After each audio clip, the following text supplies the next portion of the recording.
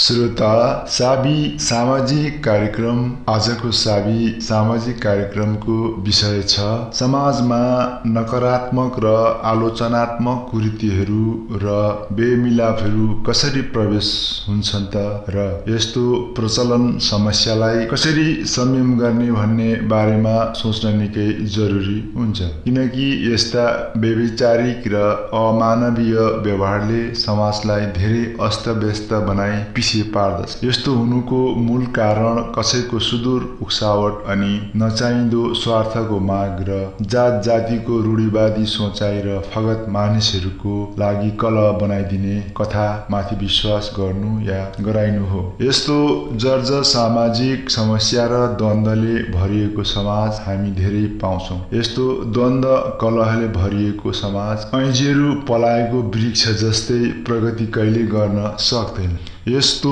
विषम परिस्थितिलाई समाजमा नवीन उज्यालो ल्याउन सामाजिक अभियान अति नै आवश्यक हुन्छ। सबैभन्दा पहिलो शिक्षा भेला गरी जात जाति एउटा कर्मको लागि मात्र र कामको लागि छुट्याएको थियो भनी पौराणिक सत्य कथाहरू विस्तार सुनाउनु पर्छ अनि मानवताको पौराणिक कथाहरू सुनाउनु पर्छ अनि संस्कृतिहरू सबै मानवता र व्यवहारको लागि थिए भनी सत्यताको बारेमा कथा सुनाउनु पर्छ अनि नवीन विज्ञान र विज्ञानले गरेको प्रगति पाठहरू प्रदर्शन गर्दै प्रत्यक्ष गराउँदा उनीहरूमा विश्वास हुन्छ र समय पथले उनीहरू सुधार उन्मुखतिर जान्छन् र पुराना नकारात्मक र रूढिवादी बहकावट संस्कार छोड्दै जान्छन् र उनीहरूको जीवन फेरि ज्योतिमय बन्दै जान्छन्।